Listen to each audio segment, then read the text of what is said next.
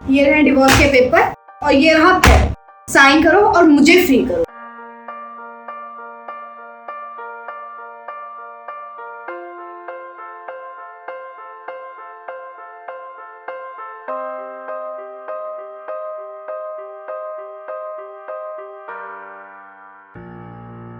Finally हमारा रिश्ता खत्म हुआ और अब मैं आजाद हूँ। अब मेरा जो मन करेगा मैं वो करूंगी। अब मुझे तुम्हारी परमिशन की कोई जरूरत नहीं है।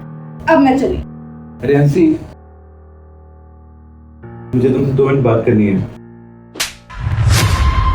तुम्हारी हिम्मत भी कैसे है मुझे रोकने की? हमारा डिवोर्स हो चुका है। अब तुम्हारा मेरे ऊपर कोई हक नहीं है। और रोकना तो दूर, तुमने अगर मेरा नाम भी लिया ना तो तुम्हारे लिए बहुत बुरा होगा।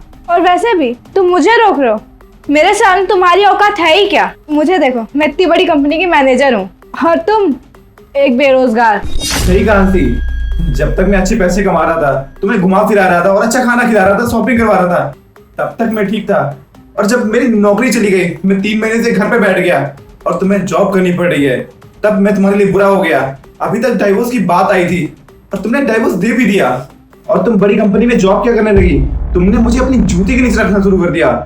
चलो अच्छा हुआ, कम से कम इसी बहाने तुम्हारी सच्चाई मेरे सामने तो आई। और तुम्हारी जानकारी के लिए मैं तुम्हें बता दूं, मेरी कंपनी किसी लॉस में नहीं है। मेरी कंपनी एकदम अच्छी चल रही है।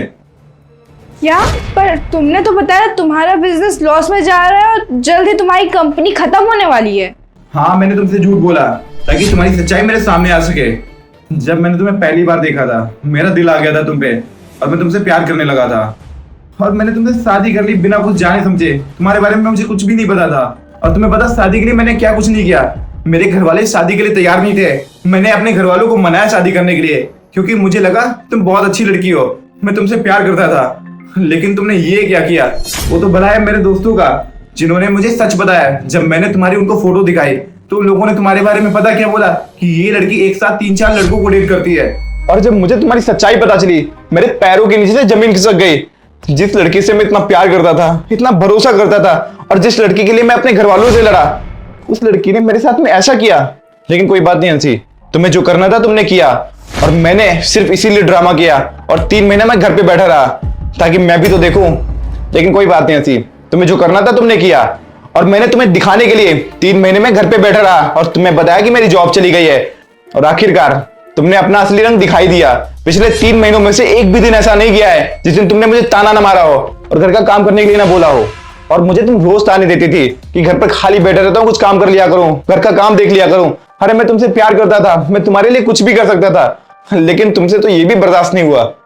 खैर छोड़ो, तुम्हारी सच्चाई तो सामने आ ही चुकी है और तुमने मुझे खुद डाइवोर्स दिया है, इसलिए तुम कुछ नहीं कर सकती हो। अब से तुम अपने रास्ते और मैं अपने रास्ते, हमारा तुम्हारा कोई वास्ता नहीं अब। देखो अमित, मुझसे गलती हो गई। मुझे नहीं पता था कि तुम्हारी कंपनी लॉस में नहीं जा रही है। और इन कागजों का क्या है? इन्हें तो मैं अभी फाड़ के फेंक सकती हूँ और हमारा रिश्ता ऐसे ही थोड़ी ना खत्म हो सकता है। हम आराम से अपनी जिंदगी की एक नई शुरुआत करते हैं।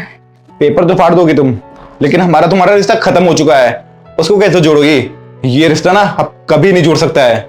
इसलिए अब से मैं तुम्हें नहीं जानता और तुम मुझे भी नहीं जानती हो। अब यहाँ रहने का कोई मतलब नहीं है, निकल जाओ मेरे घर से। मैंने बोला जाओ यहाँ से।